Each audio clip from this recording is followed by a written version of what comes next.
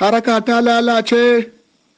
ta soma rikirkicewa, sifetoci masu bincike suna can ɗauke da hitilu, cocala suna sa ido da bincike akan shagorancin da aka yi wa fadar shugaban ƙasa da kuma shagorancin ofisoshin ministoci na mulkin ƙasa wanda ya gabata. Jaridar Lokanar Amfiri ce ta faɗi. Jaridar ta ce yau kamu da tsaro wanda ake yi wa Ibrahim Ahmadu Musa mai lakanin suna Ibu Karage ya haddasa hirgita da karkarwa ga waɗansu mutanen na kusa da tsohon shugaban ƙasa Muhammadu Isuhu. Jaridar ta ce shugaban ƙasa Bazum Muhammad yana buƙatar samun cikakken haske a game da jagorancin ƙasa wanda tsohon shugaban ƙasa Muhammadu Isuhu ya yi, inda jaridar ta ce a cewar waɗansu majiyoyi wato tuni ana faɗin cewa wai masu binciken sifetoci har ma sun riga sun kammala aikinsu na binciken a cikin waɗannan gurare inda ake maganar cewa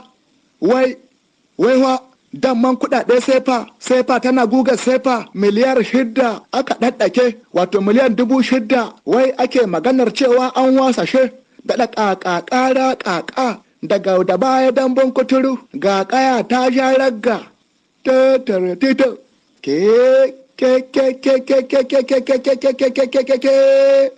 jaridar l'actualité ta ce to wai ma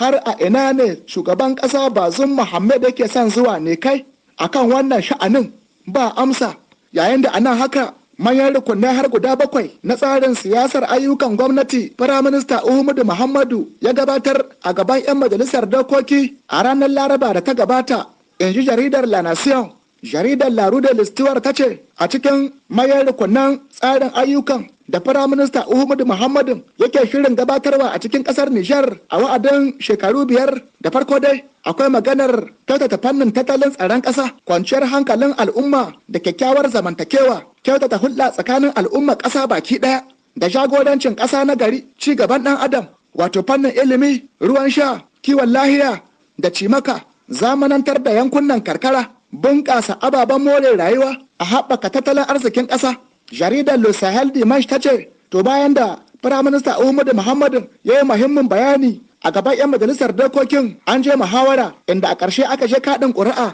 wanda sakamako ya bayyana a cikin dibitoci 166 dibitoci 129 sun kaɗa ƙuri'ar amincewa da wannan manufa ta Firaminista. Jaridar La Rue de l'Histoire ta ce kaga ya zuwa yanzu dai ana cikin kammala aza sabbin magadan nan gari a cikin gunduma na faɗin wannan ƙasa, inda ta ce a waɗansu guraren tuni al'ummar ƙasa ta riga ta san sunayen sabbin magadan nan garin da mataimakansu. A yi malam ai kaga a cikin sabbin magadan nan garin ga wani matashin magajin gari nan haka wato sabon magajin garin gundumar Wurno Madawa cewa da Le Polician Mayor Jibril Ubandawaki a malam magajin gari ne wanda ya alwashin cewa a tsawon wa'adin shekaru 5 na jagorancin ofishin magajin garin gundumar Wurno to shi wannan magajin garin mahi karancin shekaru a cikin magajin nan garin Jibril Ubandawaki ya ɗauki alƙawarin cewa duk a tsawon wannan lokacin kuɗaɗen shi na albashin magajin gari baya buƙatar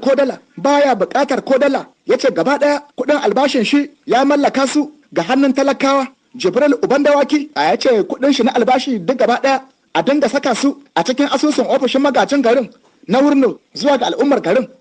Ka ji ko ya malam kashe da ake so ka hau shi jajirtaccen fasihin magajin gari Lejen matashin magajin gari Jibril Ubandawaki tun so makamin liddan farko na jagorancin wannan ofishin magajin garin a Wurno ka hau shi irin kokarin da ya yi, jama'ar garin ta yi murna ta yi mishi godiya ga irin wannan muhimmiyar alama ta jagoranci wadda ya so ma nunawa. Kana kuma shi wannan magajin gari na Wurno ya ce hannuwan shi a buɗe suke duk wani konsaye mai kishin garin Wurno ko ma na wace jam'iyyar siyasa ne idan da ya san da zai yi adalci to ya taho hannuwan su buɗe za su yi aiki tare. Ka ji wai nan ma kaga wata alama ce ya nuna ta neman ƙara kyautata haɗin kai tsakanin al'ummar garin Wurno wato su taho su haɗa kai su yi wa garin Wurno ayyuka na ci gaban yankin. Ya malam kana gani wa wannan matashi magajin gari kamun aikin shi ke da wuyawa wanda kuma tuni masu hannu da shuni masu tallafawa al'ummar kasar Nijar daga kasashen turai har ma sun riga sun sallama wa garin Wurno da manufar tallafawa al'ummar garin ga abin da ya shafi bunƙasar tattalin ruwan sha da cimaka da dai sauran ababe na more rayuwa a garin Wurno. Masha Allah kana gani ko a ranar Sabudu wannan wadda ta gabata wani gagarumin biki ne aka yi a cikin garin Wurno, biki wanda ya samu halartar gwamnan birnin Tawa da babban wakili na ofishin ministan tattalin ruwan sha da farefan Wurno da magacin garin Wurno da kuma manyan wakilai na bankin duniya da na hukumar UNICEF suka je garin Wurno. A biki ne aka yi gagarumin biki, magajin gari Jibril Ubandawaki na kama liddan jagorancin garin Wurno, kuma gashi a ce an soma da wannan biki a cikin garin. Ai malam kaga wannan ai sai godiya. Yo garin Wurno kin shi kadai ne aka zaba a cikin dukkanin kasar Mada. A can ne aka kai wannan tallafi ta yadda za a samu kyakkyawan ingancin samun ruwan sha da cimaka a wadace da dai sauran abin da ya shafi bukatun al'umma a cikin garin Wurno. A biki ka yayi biki, al'umma ta fito ta tarbi bakin a cikin murna da farin ciki da godiya. A malam dama ai kasan mai hankulin shifka alheri ya girma mai layar zana. Wannan jagirtaccen fasihin matashin magajin gari Jibril Ubandawaki alamar cika alƙawulan da ya ɗauka al'umma ta haso ma bayyana. Hausawa suka ce juma'a mai kyau tun laraba ake sanin ta, to ina ga wannan juma'ar gata nan tun ma a ranar litinin an so mu sanin cewa za ta yi kyau da yadda Allah. A yau gagarumin biki ne na tallafin FDL na ƙarƙashin inuwar bankin duniya da UNICEF shine a wannan karo garin Wurno ya lashe, wato bayan gwagwarmaya ta tsawon shekaru biyu ta neman samun wannan tallafi, gashi kuma Allah ya kawo lokacin. A lokacin sabon magajin garin Wurno matashi Jibril Ubandawaki, yayin da ana haka hukumomin kasar Saudiya suka sanar da cewa a wannan shekara duka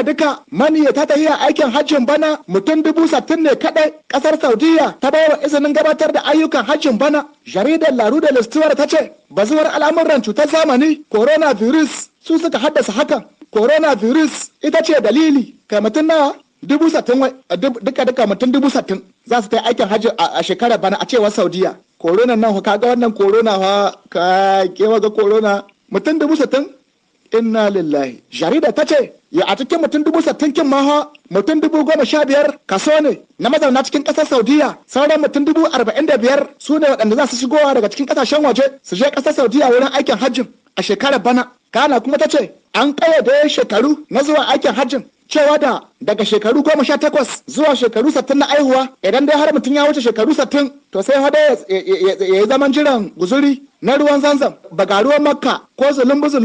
tsuntsun makka. Kana kuma sai idan kana da cikakken koshin lahiyar jiki, kuma sai an tabbata da cewa an maka allurar da kai har sau 2 na kariyar kai daga cutar corona. Idan kuma Allah ya sa an je kasar Saudiya kin kai maniyaci da ka sauka a cikin kasar Saudiya, dole ne sai an killace ka a tsawon kwanaki 3. Ta ce ya zuwa yanzu dai ba a san ba ko a nan gida Nijar adadin maniyata mutum nawa ne za su je aikin hajjin bana daga nan gida Nijar. Ka ina ma dai a ce muna cikin maniyatan nan na bana. Kai da an ga shiwa shedan da safa da marwa.